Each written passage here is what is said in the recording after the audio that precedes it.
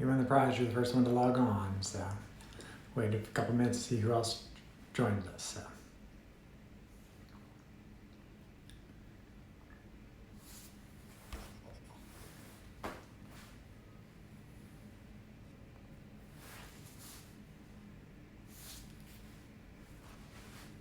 Got a couple of people logging on, so thanks for joining. So give everybody else a couple minutes to check in, and then we'll get started.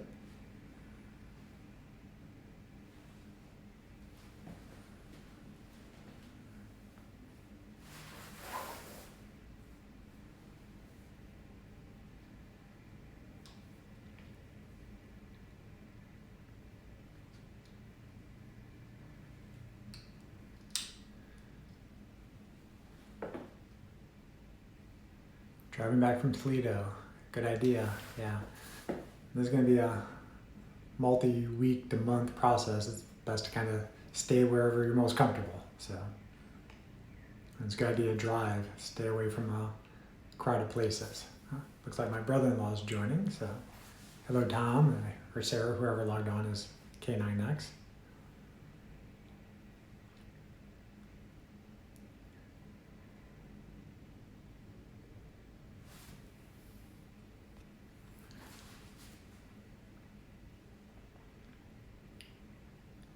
So interesting, I got this on Facebook and Instagram. Looks like half of us are on Instagram, half of it are on Facebook. So.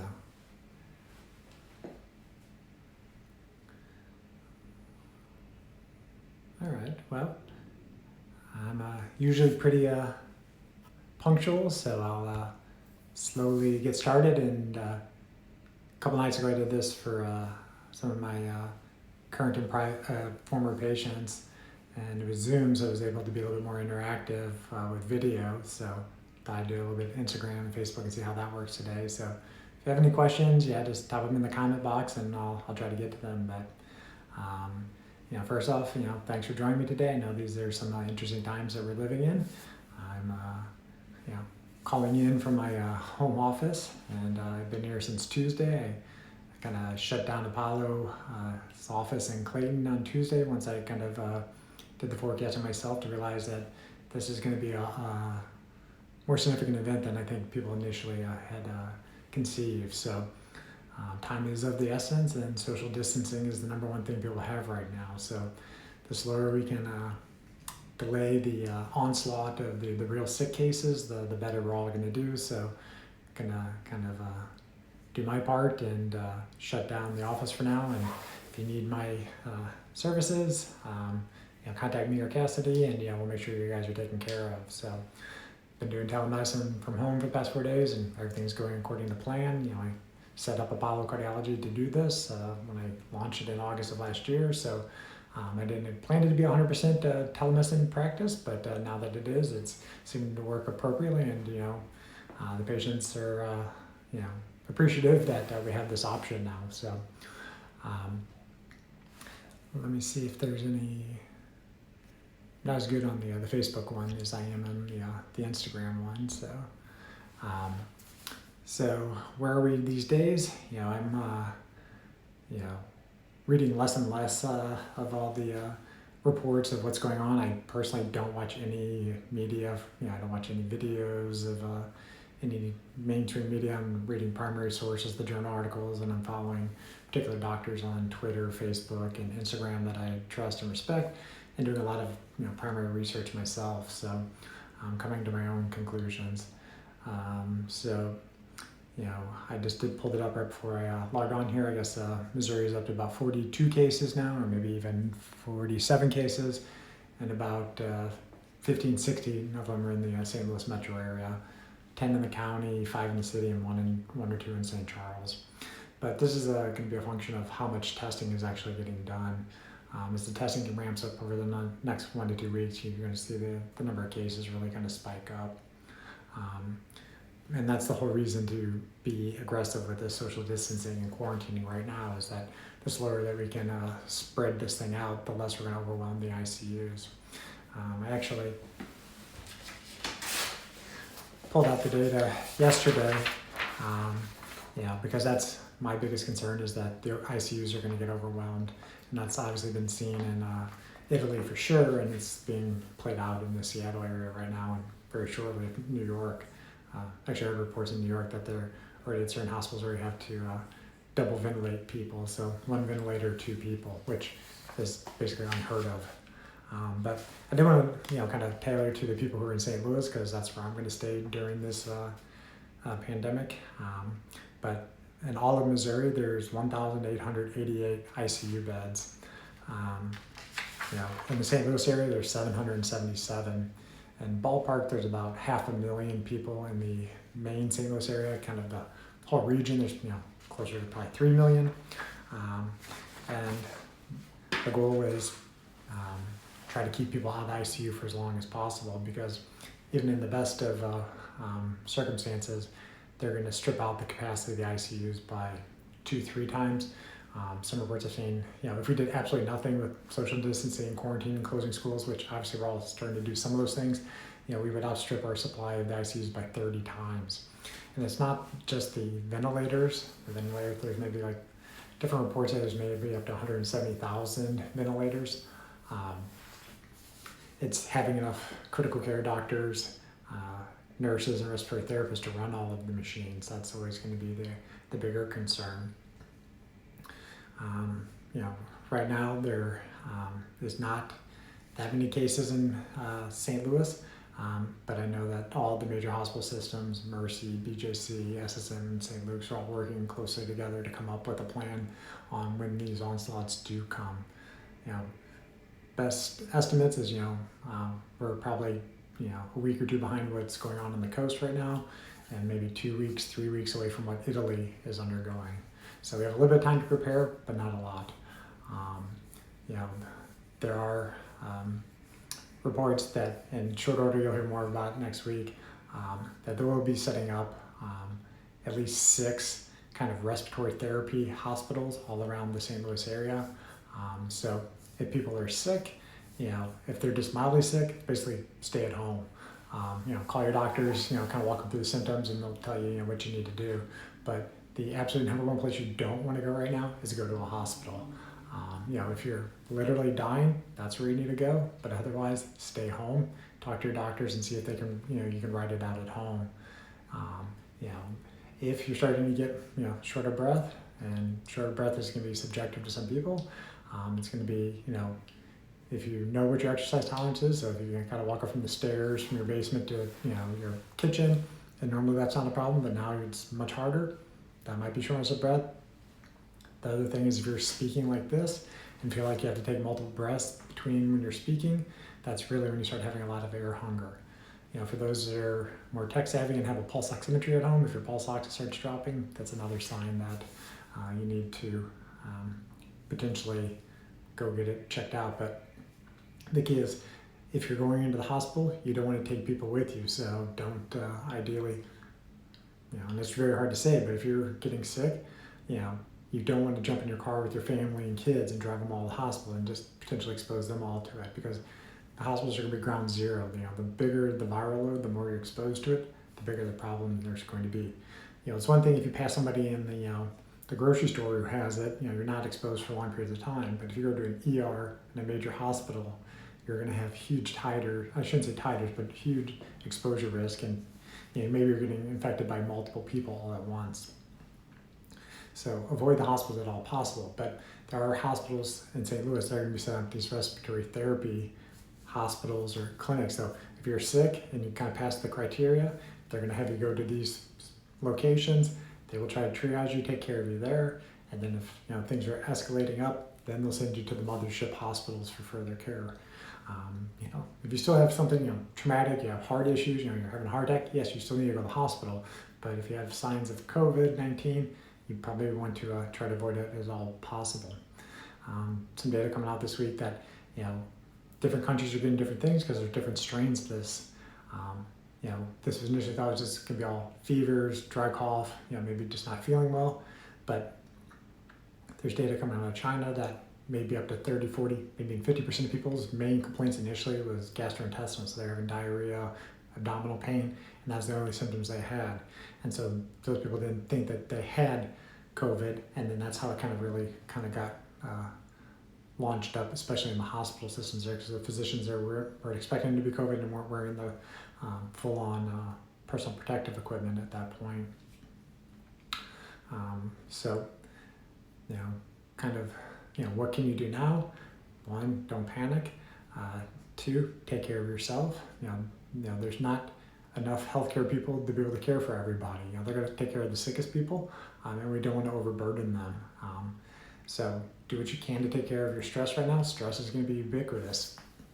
The more stress you have, the more likely your immune system isn't going to work as effectively.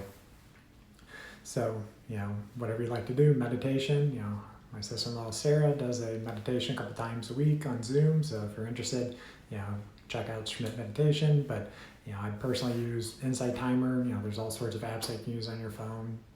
Headspace, 10% happier, calm, anything that kind of cools down your parasympathetic tone.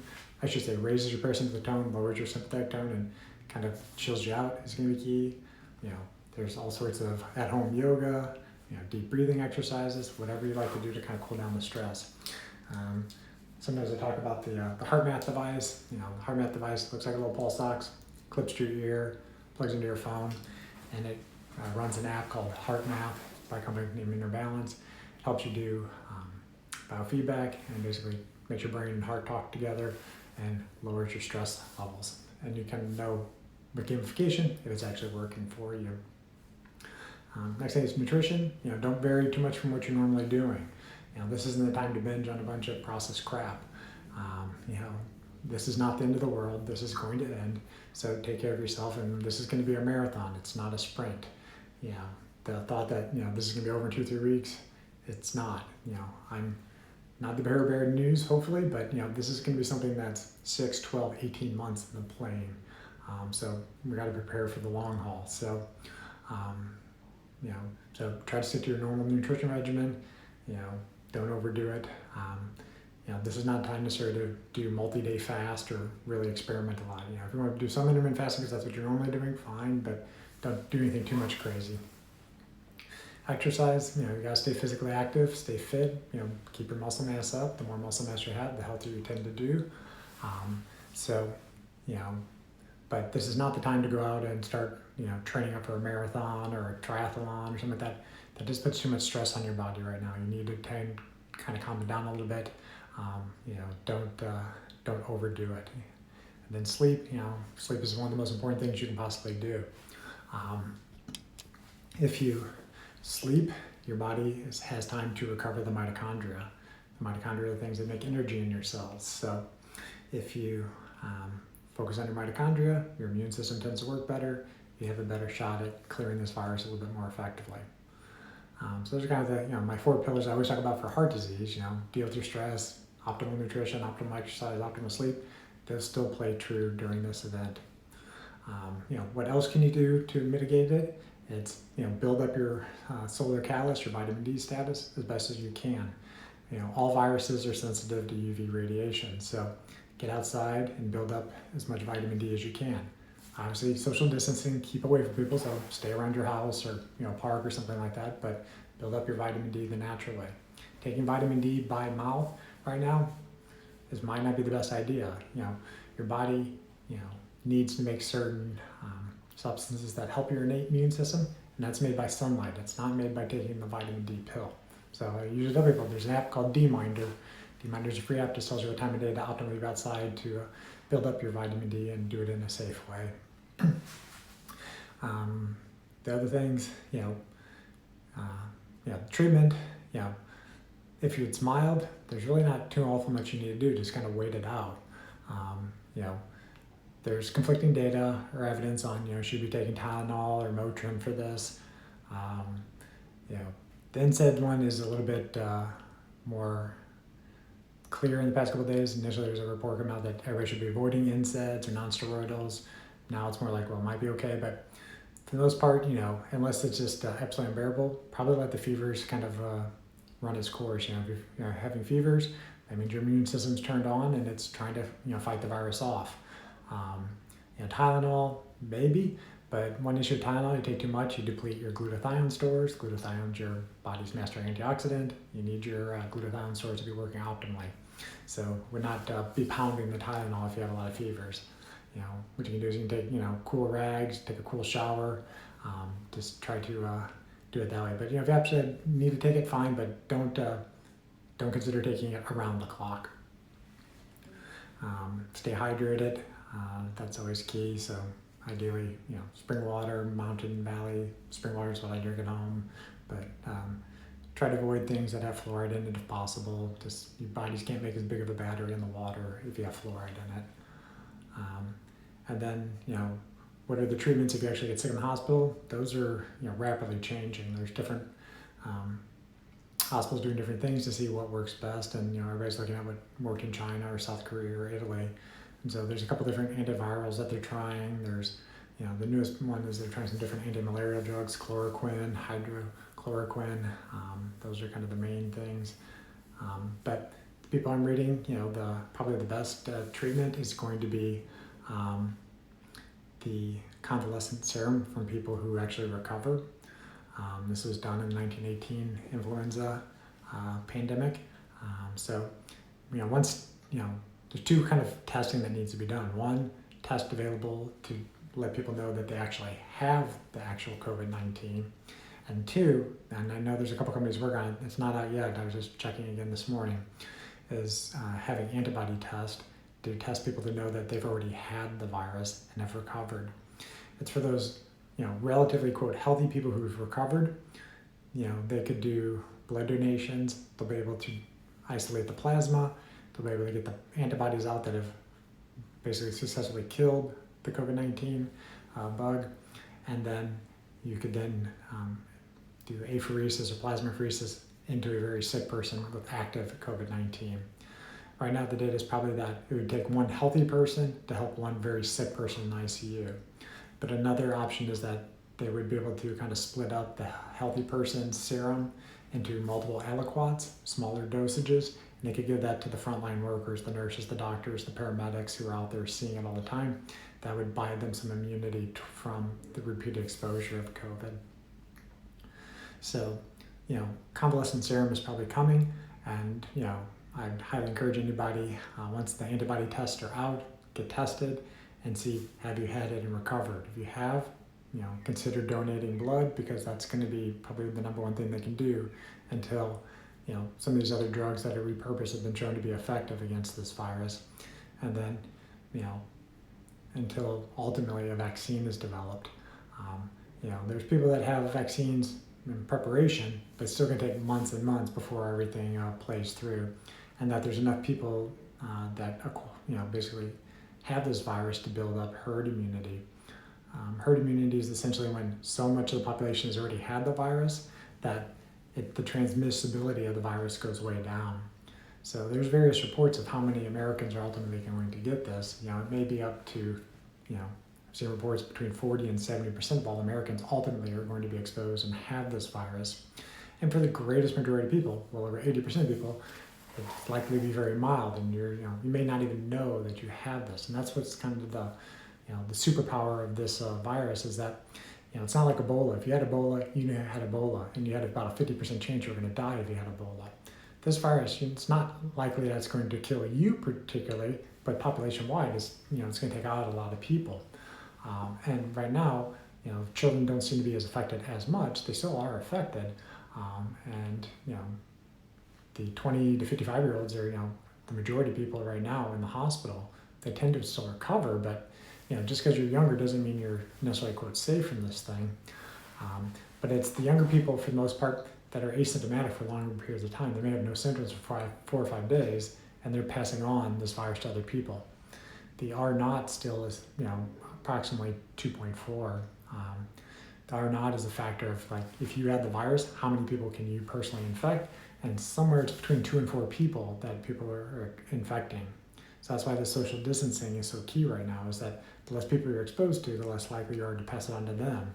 So, if I was infected and I got 4 people sick, and then they got 4 people sick, and they got 4 people sick, you see how the numbers stack up really quickly. So, just to recap, that's kind of the kind of my updates for the past couple of days. And let's see, I know there's a couple questions coming in over the Instagram. So yeah, person likes doing the rebounder and walking the trails. Awesome. At what point is the fever dangerous and should be treated? I don't know if there's an exactly cut point, but I mean, some of these fevers are getting up to 103, 104 degrees, and usually people can feel fairly miserable when it gets that hot. So, personally, I'm probably going to try the cool rags, cool towels, cool showers first, and if that doesn't do the trick, then this is my personal what I would do. This isn't 100% what I would recommend everybody else. I'd probably go for like a leave or something like that. I personally would probably limit the Tylenol. Let's see if there's anything that actually pops up in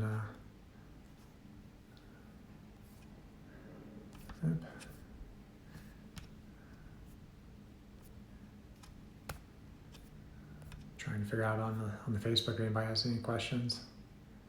Don't see anything right now. All right, looks like Cassidy joined.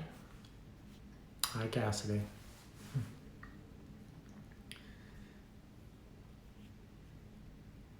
Alrighty. And anybody on the Facebook have any questions they want to type in?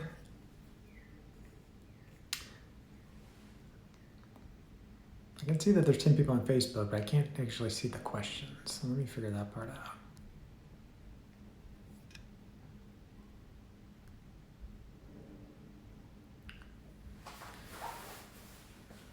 Okay, so Cassie's gonna help me out. So for some reason I'm technically challenged on the Facebook Live right now. So, but anytime any natural remedies I'd recommend to maintain immunity, there aren't any that are really completely effective. And this isn't the time that, even though I'm, quite a biohacker, which mostly just means health optimizer, this isn't the time that I want to put a bunch of different stuff in my body that hasn't already been there. We don't really know how this virus is going to react with everything that goes into the system. So, if you want to take some vitamin C, fine. If you start getting really sick, sure, maybe pound some vitamin C for a while. But all the other stuff it's hearsay. I mean, I know people are doing, elderberry and colloidal silver and all this stuff. No data. And I don't want to play around with stuff that I don't know it's going to work. The best thing is stay away from other people and do all the things that let your body's immune system work naturally. It's get your sleep, build up your vitamin D status. Those are really the keys. Okay, I just asked that. Is there any vitamin C that's helpful? Yeah, likely. But the challenge is getting enough oral vitamin C, and the best vitamin C would be IV, but that's just not that easy to get. How much are we getting on a cloudy, rainy day? When there's clouds out, yes, the UV usually gets filtered out. But you can use the D-Minder app and you basically put in what's going on, how much skin's exposed and how much overcast there is, and it'll tell you if there's any vitamin D getting through. But there's still other wavelengths of light, even if you can't get the UV that day, that are beneficial. The UVA is still going to get through. UVA helps with your nitric oxide production. Nitric oxide is a gas that dilates your blood vessels, prevents stuff from sticking to them. But nitric oxide has been shown that the higher your nitric oxide, the less likely that COVID-19 is causing infection. So it's not known yet. I'm not recommending you go out there and pound beetroot juice or something like that. But if your nitric oxide levels are high, you're much less likely to be infected, or if you are, it's more likely to be a mild case.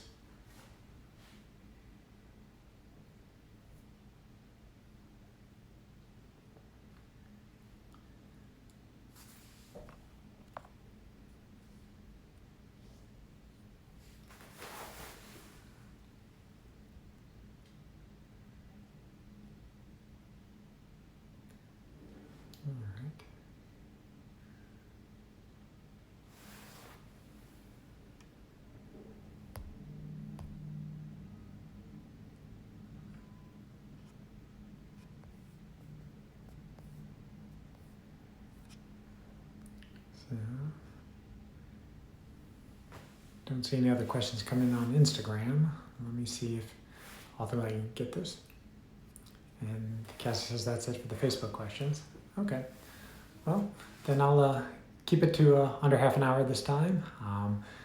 The Facebook Live one will stay up in Facebook, and then the Instagram Live one will be there for 24 hours or so. I'll maybe try to move the data from Instagram and put up on YouTube for anybody else who's missed it. So thank you guys for watching today, and I'll be in touch. If you need anything in the interim, just get a hold of me or Cassidy at Apollo Cardiology. And we'll be there, if you have any questions. So take care, and we'll see you soon. Oh, Cassie says wait. Maybe I'll stay a little bit longer on this one. Right.